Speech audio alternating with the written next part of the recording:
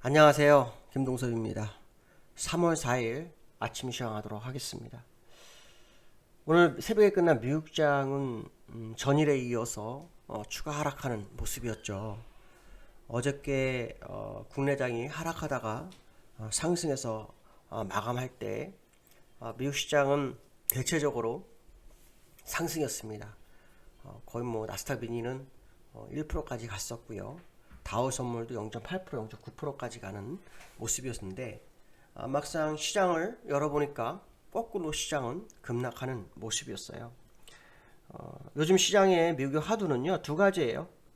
국채, 금리 요거에 대한 얘기. 그 다음에 시장에서 어떤 밸류에이션 문제. 두 개 다 나스닥에 영향을 주죠. 밸류에이션도 나스닥에 영향을 주고 국채금리도 올라가게 되면 나스닥에 영향을 미치는 게 현재의 모습입니다. 그래서 다우에 비해서 나스닥이 상대적으로 하락의 깊이가 굉장히 큽니다. 그래서 다우는 0.4% 정도 하락했는데 나스닥은 2.7%가 하락하죠. 기술주 중에서 애플이나 테슬라 같은 종목도 굉장히 많이 빠지는 모습입니다. 그래서 이 모습도 좀 같이 보겠습니다. 미국의 국채금리 하락이 국채금리 상승이 주가 하락을 이끌면서 시장에서 화두는 제롬 파월의 언급에 있습니다. 얼마 전에 시장에 뉴스에 나온 것 중에 하나가 오퍼레이션 트위스트 도입 가능성 제기했죠. 어저께 제가 좀 설명해드렸죠. 다시 한번 설명해드린 다음에 오퍼레이션 트위스트라는 것은 단기물을 매도하고 그 매도 금액으로 장기물을 사면서 시장의 통화량의 총량은 그대로 유지하는, 그러니까 유동성 공급이 없이 앞에 것에 뒤로 막는 뭐 이런 상황입니다. 그래서 그걸로 장기 금리를 안정화시키겠다라는 그런 의도인데요. 이게 2011년도, 저는 2009년도인 줄 알았더니 2011년도, 12년도에 유럽 재정위. 근데 그거는 리만 브러스 사태 터지고 난 다음에 쭉 연결되면서 피그스까지 연결되는 이 상황이었고, 그걸 해결하는 게 지금까지 왔다가 얼마 전에 코로나가 터지면서 다시 긴축으로 가던 부양책이 다시 양적 완화로 해서 양적 완화 쪽으로 가는 그런 상황이 됐고, 그 상태에서 금리가 오르기 때문에 그때와 지금 차이가 있다고 했죠. 그때는 주가가 바닥일 때부터 올라오는 상황이었고, 지금은 주가가 꼭지에서 유동성이 많은 상태. 그 당시에도 유동성이 많지만 그거에 비해서 지금 더 많은 상태의 상황이니까 지금 이 상황이 오퍼레이션 트위스트가 시장에 맞을지는 좀 더 지켜봐야 한다라고 말씀드렸죠. 만약에 이 오퍼레이션 트위스트를 하고도 주가가 밀려버리면 이건 심각한 문제가 도래할 수 있다. 뭐 이런 생각도 해봐야 될 것 같습니다. 지금 현재 미국 시장을 보면 다우 차트 먼저 보겠습니다. 다우 차트를 보시면 지금 그 아침 거, 오늘 새벽 거를 아직 반영을 안 했어요. 그래서 좀 윗꼬리가 좀 길어지는 그런 상황입니다. 어저께만큼 하락하는 상황이었고요. 그 다음에 이 나스닥인데요. 나스닥 주봉 보시면은 이거는 이제 바로 반영이 됩니다. 지난주 아랫꼬리가 생겼던 부분, 이 부분을 완전히 깨고 내려갔죠. 그러니까 지난주에도 5주선을 깼었는데 이번 주 5주선을 회복하는 듯 하다가 결국은 장대 음봉으로 좀 밀려 내려가고 있는 상황이에요. 지금 20주선이 12,750인데 지금 떨어지는 각도나 음봉의 크기로 봐가지고는 20주선을 지킬 수 있는지 이거에 대해서 좀 의문점이 많다. 어쨌든 국채금리에 대한 부분이 상당히 중요한데 유럽에서는 이거에 대해서 대응에 대해서 뭐 민감하게 하지 않겠다 이런 발언을 했다고 하죠. 그럼으로 인해서 사실 오늘 밤 미국에서 국채금리가 올랐는데 사실은 또 국채금리 고점에서 약간 밀려서 끝났어요. 그러나 분명한 것은 뭐냐면 국채금리의 변동성이 굉장히 예민해졌다라는 거. 그것은 시장의 호재보다 악재 쪽으로 기울 수밖에 없는 그런 과정이라면 연준에서 오퍼레이션 트위스트를 할지 안 할지 좀 봐야 될 것 같습니다. 하더라도 아까 말씀드린 시장의 어떤 변화가 과거하고는 어떤 기술적 변수, 어떤 유동성의 변수 이런 게 너무 다른 상황이라 그것이 먹히지 않았을 경우도 한번 생각을 해봐야 됩니다. 물론 뭐 과거에 먹혔기 때문에 될 거다 뭐 이런 생각을 했겠지만 제가 볼 때는 아닐 수도 있는 게 현재의 시장의 모습이다 라는 생각을 해봐야 될 것 같고요. 나스닥 지수에서 지금 종목도 두 종목을 꼭 봐야죠. 애플. 자, 애플 차트가 애플은 벌써 20주선을 깼네요. 그러니까 지난주 깼다가 이번 주 20주선 회복하려다가 다시 무너지는 그런 모습이고, 후엔스팬이 캔들 하나로 아주 수직으로 떨어지고 있는 그런 상황입니다. 아마도 60주선인까지는 밀릴 수도 있지 않을까라는 생각을 좀 해보고 있고요. 그 다음에 지금 테슬라죠. 자, 테슬라 말이 많죠.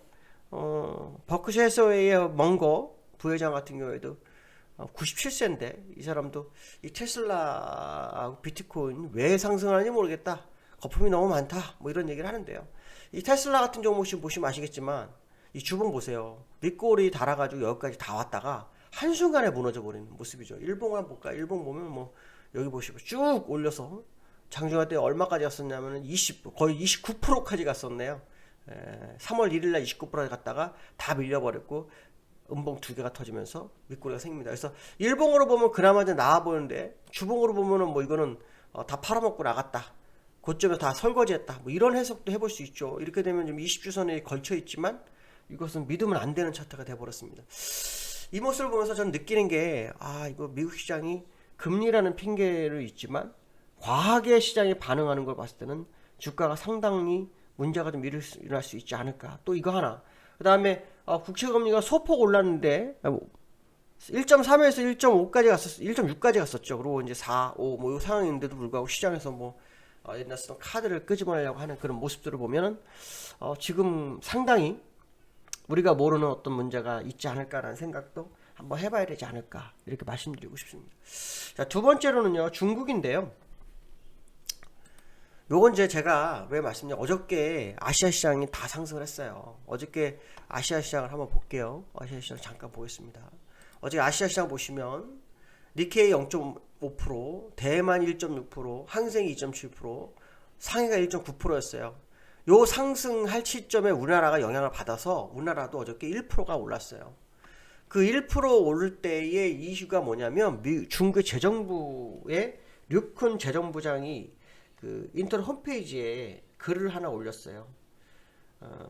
재정통화정책 기조를 유지하겠다 이런 발언을 했다고 합니다. 이게 왜 이런 얘기나, 얼마 전에 그 유동성 회수 뭐 이런 논란이 좀 있었잖아요. 그때 시장에서 무슨 얘기를 했냐면 그 중국의 부채 문제가 아주 심각하다라는 얘기를 했고, 그러나 해서 이제 그 경기부양 강도를 낮추면서 출구 전략을 모색하지 않을까? 이런 생각합니다. 사실 중국 성장률이 뭐 지표를 저는 100% 믿지 않지만 성장률이 되게 좋다고 합니다.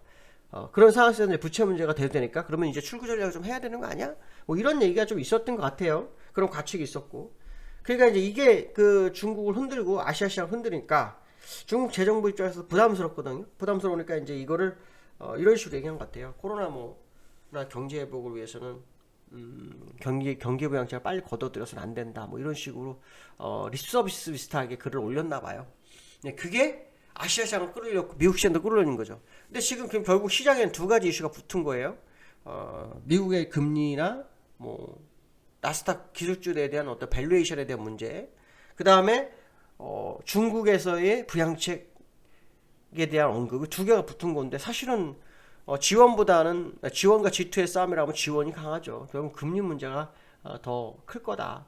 결국 어저께 중국 발언에서 올랐지만 이게 결국 금리에 부딪히는 그런 상황이 아닐까, 뭐 이런 생각을 한번 해봐야 될 것 같습니다. 중국 차트 한번 볼까요? 중국 차트 한번 오랜만에 볼게요.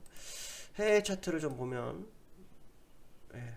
상해 저감 차트를 보면요, 장대 음봉이 나왔었죠. 그러니까 이게 나오는 게 여기에서 좀 부담스러웠는지 이 발언이 나왔죠. 그래서 다시 올렸었는데, 제가 볼 때는 이 월봉 차트를 한번 보면, 월봉 차트를 보시면 지금 쉽지 않은 국면에 접어든 건 사실이에요. 여기서 보시면 뭐 이런 식으로 선을 하나 그을 수 있고요. 또 예전에 그은 거죠. 이런 식의 선을 그을 수 있죠. 그래서 딱 걸쳐 있는 상황, 더 가지도 못하고 못 가는 모습이 지금 몇 개월째, 3개월, 6개월, 9개월째 싸움입니다. 그 위에 지금 양봉이 세우는데 이것도 미국하고 똑같은 상황이에요. 추세는 돌파하지 못하고 내려왔다가 올라갔다 왔다 갔다 하는 그런 모습. 현재 중국도 그 상황이 아닐까 이렇게 판단을 쓰고 있는데요. 어쨌든 시장이 유동성 회수에 대한 긴축 문제는 상당히 문제가 발생할 수 있기 때문에 이거 좀 굉장히 조심하는 것이 현재 경제 관료들의 모습인 것 같다 이렇게 말씀드릴 수 있고, 그렇지만 결국 금리의 변화가 시장에 영향을 미치고 있는 그런 상황이라서 어떤 립서비스로 이 시장이 해결할 문제는 아닌 것 같다. 결국은 아까 말씀드린 제롬 파월의 뭐 오퍼레이션 트위스트 도입 뭐 이게 실질적으로 될지, 유로존에서는 민감하게 대응 안 하겠다고 했는데 그것이 어떨지 이걸 한번 더 지켜봐야 되겠다 이렇게 말씀드릴 수 있고요. 어제 코스피가 많이 움직였어요. 변동성이 굉장히 강했죠. 변동성이 강했는데 일단 3,100에 또 오가는 그런 모습이 보여요. 3,100포인트가 오가는 모습이 보이는데요. 코스피 차트 보시면 지금 음봉 주고 양봉 주고 음봉 주고 양봉 주고 음봉 3개 줬다 다시 양봉 주면서 뭐 변화를 주려는 막 모습이 나오고 있는 건 사실이에요. 근데 저는 이거보다 이제 원달러에 굉장히 관심을 많이 갖고 있어요. 원달러가 굉장히 견조해요. 주가도 오르고 원달러도 오르고 주가는 오르는데 원달러는 견디고 뭐 이런 상황이라면 원달러의 흐름을 무시해서는 안 될 거라고 판단하고 있고요. 자리매김이 전 됐다고 판단하고 있는 상태. 관뚜껑을 열고 일어서는 원달러의 흐름이라고 좀 판단하기 때문에 지금 아시아의 변동성에 너무 예민하게 대응할 필요성 없지 않을까 이런 판단이 쓰고 있고요. 어저께 수급적으로 외인이 선물에서 5,200억 정도 매수를 했어요. 5,400억, 60억이네요. 하지만 이 얼마 전에 매도했던 물량들을 뭐 일부 걷어들인 거 정도로 해석해야지 추세적으로 들어갈 건지는 좀 더 지켜봐야 됩니다. 제가 어제 마감 시황에도 잠깐 얘기했는데 뭐 마감 시황 유료이라 못 들으시는 분들 있는데요. 마감 시황에도 얘기했지만 지금 이 외국인의 선물의 흐름은 좀 더 확인이 필요하다 이렇게 말씀드린 적 있어요. 드렸어요. 제가 볼 때는 이 5,400원 매수를 의미를 일단 부여하기엔 너무 이른 시점이다 라는 생각 하시면서 보시면 될 것 같고요. 오늘 윗끌림 한게요. 아직 변동성이 상당히 클 수 있는 하루인데 뭐 대응 잘 하시면 될 것 같습니다. 오늘 여기까지 하고요. 수고하셨습니다. 감사합니다.